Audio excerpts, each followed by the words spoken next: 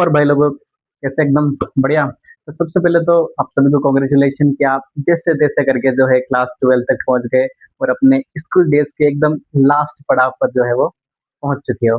तो आज हम पढ़ने वाले हैं आपके क्लास 12 का द लास्ट लेसन। ज्यादा खुश ना हो, ये आपका फर्स्ट लेसन ही है, पर इसका नाम ही जो है लास्ट लेसन है। ये चैप्टर आपको बहुत सी चीजें सिखाएगा और काफी आपको एनकरेज करेगा कि और एक आपके सोचने का तरीका जो है वो पूरी तरीके से बदल देगा। तो बेसिकली इस चैप्टर को शुरू करने से पहले आपको एक वॉर के बारे में बता देते हैं आपको, जो फ्रांस और पर्शिया के बीच में हुई थी। पर्शिया बेसिकली 2 से 3 कंट्रीज का एक ग्रुप था, जिसमें जर्मनी भी थी, ऑस्ट्रिया थी आपके, और पोलैंड थी। तो इन तीनों कंट्रीज को एकदम कंबाइंड रूप से जो है हम प्रसिया जो है वो कहते थे। तो फ्रांस और पर्शिया के बीच ये वॉर था। इन वॉर जो थी 1870 से 1871 के बीच जो चल रही थी। अब पर्शिया क्या करता है कि जर्मनी के दो शहर होते हैं आपके, अल्सास और लोरेंस। इस शहरों पर जो है वो कब्जा कर लेता है और इस शहरों को जो है अपने अंदर जो है मिला लेता है। तो वहां पर जो है अब पर्शिया के रूल लागू हो जाएंगे। तो उस स्कूल के बारे में तथा वहाँ के स्टूडेंट्स के बारे में इसमें चैप्टर में आपको बताया गया है कि यहाँ से शुरू होती है कि एक बच्चा होता है फ्रेंड्स नाम का। वो जो था स्कूल के लिए लेट हो रहा था। पढ़ाई में जो है उस बच्चे का कोई भी मूड नहीं था, यानी कि एकदम पढ़ाई से दूर रहने वाला बच्चा था। वो देखता है कि उसको जो है पार्टिसिपल के नियम याद करने हैं। उसको डर भी लग रहा था कि आज जो है उसके टीचर मिस्टर हेमल जो है उससे पार्टिसिपल्स के रूल पूछेंगे, और उसको जो है पार्टिसिपल के पी के बारे में भी नहीं पता है। लेकिन इसको छोड़ने के बाद वो जो है अपने आसपास देखता है कि आज का जो वातावरण है वो एकदम सुहाना सा लग रहा है, मौसम बड़ा सा अच्छा लग रहा है। यहाँ पे पर्शियन जो सैनिक है वो आपके ग्राउंड में परेड कर रहे हैं। यहाँ पे चिड़िया जो है वो चहचहा रही है, यहाँ पे इधर से उधर उड़ रही है। यहाँ पे पानी की आवाज आती है, उसको चारों ओर से सुंदर सुंदर उसको पेड़ दिखते हैं, यानी कि एकदम नेचर के प्रति तो पूरी तरह से एकदम अट्रैक्ट था। तो वो देखता है कि आज जो है मैं स्कूल ना जाके जो है क्लास बंक कर लेता हूँ। लेकिन फिर उसको याद आता है कि नहीं यार, मुझे जाना चाहिए, और पहले से स्कूल के लिए लेट हो गया। तो इसको छोड़ने के बाद वो जैसे ही स्कूल के लिए निकलता है, तो एक फ्रेंच बताता है कि रास्ते में उसको टाउन हॉल की जगह एक बुलेटिन बोर्ड जो था वो लगा हुआ था। तो बुलेटिन बोर्ड बेसिकली एक नोटिस बोर्ड होता है, जो उस समय की जितनी भी जो बुरी खबरें थी, उन सारी बुरी खबरों या जो कि बैड इंफॉर्मेशन थी वो वहां पर थी। यहाँ पर उसको सूखे के बारे में बताया जाता था। यदि फ्रांस कहीं पर हार जाता था तो वो खबरें वहां पर आती थी। किसी भी ऑफिसर के कमांड के बारे में जो है वहां पर बताया जाता था। तो फ्रेंच जो थे वहां देखता है कि उस बुलेटिन बोर्ड के पास में काफी भीड़ जो थी वो जुड़ी हुई थी, और वो देखता है कि इतने सारे लोग यहाँ पे इकट्ठा क्यों हुए, क्या और कौन सी नई आफत जो है वो आ गई। लेकिन इसके बारे में सोचने के बजाय वो जो था वहां से निकल जाता है, क्योंकि स्कूल के लिए वो पहले से ही काफी ऑलरेडी लेट हो चुका था। रास्ते में वो देखता है कि लोहा जो होता है उसको चिढ़ाते हुए कहता है कि अरे फ्रेंड, तुम आराम से जा सकते हो, खुद का ही मजाक उड़ा रहे हैं। तो फ्रेंड जैसे ही अपने स्कूल के गार्डन के वहां पहुंचता है, तो वो देखता है कि नॉर्मल डेज के अलावा स्कूल में आज पूरी तरीके से चुप्पी थी, जैसे कि संडे को क्लासेस चल रही हो। क्योंकि संडे को तो स्कूल सारे बंद होते हैं। क्योंकि फ्रेंड का जो स्कूल था वो हमेशा एकदम शोरगुल वाला स्कूल था, जैसे कि डेस्क की आवाज आना, बेंचेस बजना, टीचर का जो रूरल होता है उसको बेंच पर मारने की आवाज हो गई, सभी बच्चों को लाउड से जो है चैप्टर की रीडिंग करने के लिए, ताकि उन्हें याद हो जाए। तो वो देखता है कि नॉर्मल डे से जो था आज का दिन बेहद ही अलग था, क्योंकि स्कूल में जो था एक अलग ही प्रकार की चुप्पी जो थी वो बनी हुई थी। फ्रेंड जो था खिड़की से देखता है कि उसके जो सारे क्लासमेट्स थे वो पहले ही क्लास में आ चुके हैं। मिस्टर हेमल भी जो है वो क्लास में इधर से उधर घूम रहे हैं। तब जो है फ्रेंड जब क्लास के अंदर पहुंचता है तो उसे डर लगता है कि आज तो भाई मैं गया, मिस्टर हेमल जो है मुझे आज तो मारने वाले हैं। लेकिन जैसे ही फ्रेंड क्लास में पहुंचता है तो मिस्टर हेमल कहते हैं, ओ नन्हे फ्रेंड, चलो आओ अंदर, हम आज तो तुम्हारे बिना ही शुरू करने वाले थे, और तुम अपने डेस्क पर बैठ सकते हो। क्योंकि पहले तो वो डांटते थे, लेकिन आज जो है मिस्टर एमएल ने उसे नहीं डांटा था।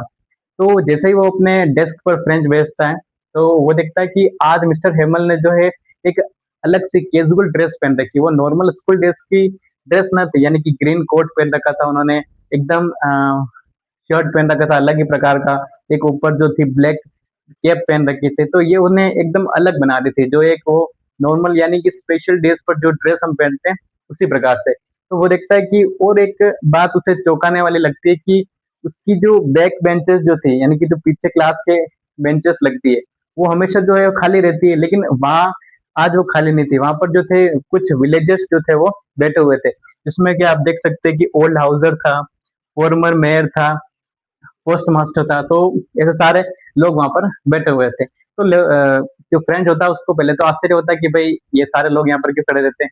फिर मिस्टर हेमल जो है आते हैं और ये बताते हैं कि हे फ्रेंड्स, आज आपके इस क्लास का और आपके इस लैंग्वेज का, यानी कि कौन सी, फ्रेंच लैंग्वेज का आज लास्ट लेसन है। आज जो है मैं आपकी इस फ्रेंच लैंग्वेज की अंतिम क्लास है। ऑर्डर आया है कहाँ से, बर्लिन से, बर्लिन से, कि अब आपको अल्सेस और लोरेन के स्कूलों में जो है आपको सिर्फ जर्मनी पढ़ाई जाएगी।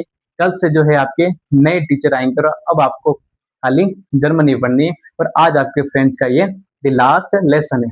तो जैसे ही फ्रेंच को जो है ये सारी बातें वो सुनता है, तो वो देखता है कि अच्छा, इस प्रकार से जो है मिस्टर हेमल ने जो है ये ग्रीन कलर का कोट पहन रखा है, इसीलिए जो है वो विलेज के जो सारे लोग हैं वो उन बैक बेंचेस के पीछे बैठे हुए हैं। वो जो है मिस्टर सॉरी जो मिस्टर हेमल होते हैं उनका थैंक करने आए कि वो जो है 40 साल से जो है उनकी फ्रेंच लैंग्वेज पढ़ा रहे हैं। इसीलिए जो है सारे विलेजर्स उन्हें थैंक करने आते हैं मिस्टर हेमल को, कि जो वो अपने इतने डेडिकेट हैं फ्रेंच लैंग्वेज के प्रति। लेकिन बाद में फ्रेंच सोचता है कि उसने कितनी बड़ी गलती कर दी है, कि वो नेचर को देखने के चक्कर में या चिड़िया के अंडों के पीछे भागने के चक्कर में उसने कितनी ही क्लासेस बंक कर ली।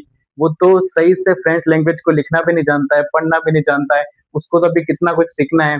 जो किताबें उसको बोरिंग लगती थी वही आज ग्रामर और हिस्ट्री की जो किताबें हैं वो उसको आज अच्छी लग रही है। तो वो ये सब चीजें बताती है कि पेरेंट्स का जो अचानक माइंडसेट है वो किस प्रकार से चेंज हो गया है। और हम भी होते हैं कि कोई चीज जब होती है तब हमें उसका एहसास नहीं होता है, लेकिन जैसे ही वो चीज हमसे दूर चली जाती है तब उस चीज की इम्पोर्टेंस के बारे में हमें पता चलता है। और फ्रेंच के साथ भी कुछ इसी प्रकार का हो रहा था कि जिन पढ़ाई की चीजों को वो नकार देता था, रूलर से, उसके मिस्टर हेमल के रूलर से वो डरता था, उन सारे डर को उसने भूल दिया। और वो जो था अपने फ्रेंच लैंग्वेज के प्रति जो है पूरी तरीके से एकदम, हम नहीं होते पूरी तरीके से उसी के अंदर घुस जाते। तो वही हाल हो गया था आपके फ्रेंड्स का।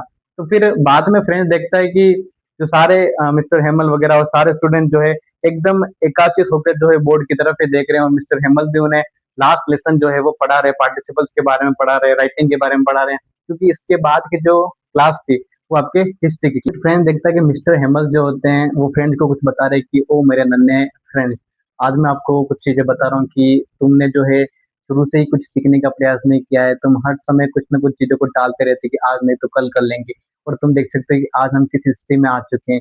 जब तुम बाहर जाओगे और तुम लोगों से कहोगे कि मैं फ्रेंच हूँ और मुझे जो है फ्रेंच नहीं आती है, तब तुम लोग तुम्हारे बारे में क्या सोचेंगे कि भाई तुम क्या थे और क्या हो चुके हो। ठीक है, कि तुम्हें भाई इतनी सी भी नहीं थी कि अपने क्लास में तुम अपनी मदर लैंग्वेज को, यानी कि अपनी मातृभाषा को सीख सको। तो इसी प्रकार का मिस्टर हेमल जो है फ्रेंच को बताते हैं। और कहीं ना कहीं हम हमारे ऊपर भी ले कि हम जो थे, हमारी जितनी भी पुरानी लैंग्वेज है उन सबको हमने कितना छोड़ दिया। आज हम देखो तो हमें संस्कृत कितनी आती है। आप देखो कि क्लास 10th के बाद कितने बच्चे जो है संस्कृत में जो है डिग्रीज करते हैं, कितनी हायर।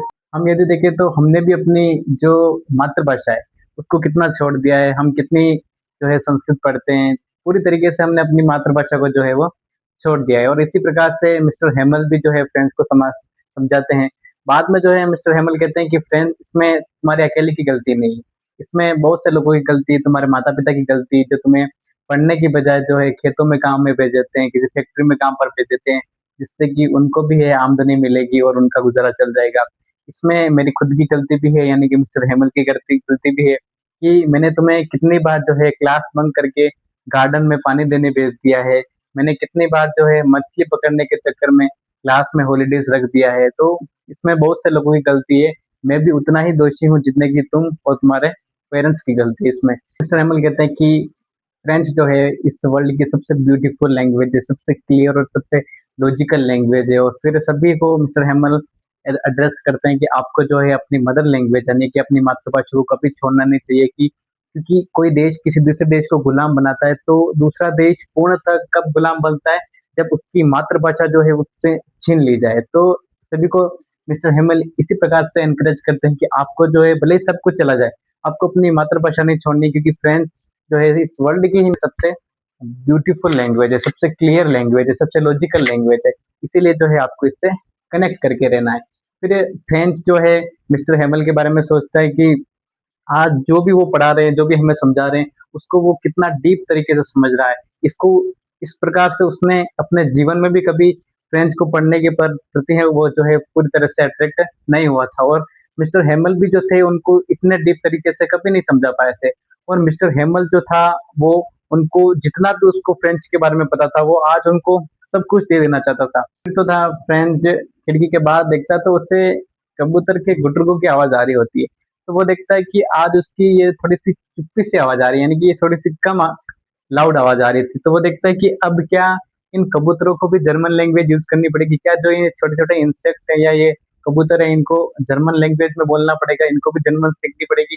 तो ये सोचता है और बाद में जो है वो मिस्टर हैमेल के बारे में देखता है कि वो आज सभी चीज़ों को एकदम एक टकटकी लगाकर देख रहे थे। यानी कि वो जितने भी इस कमरे के अंदर जो चीज़ें थी, इस क्लासरूम के अंदर, इस पूरे स्कूल के अंदर, उन सभी चीज़ों को अपने अंदर समाना चाहते थे, क्योंकि उनको जो था नेक्स्ट डे के लिए इस कंट्री को पूरी तरीके से छोड़ना था। तो मिस्टर हैमल के बारे में बहुत दुखी होता है कि एक व्यक्ति जिसने 40 साल जो है इस फ्रेंच को दे दिए, इस देश को दे दिए, उसे अचानक से एक दिन में ही कहा जाता है कि आपको अगले देश कंट्रीज़ में जाना है, आपको ये पूरा तरीके से छोड़ना है।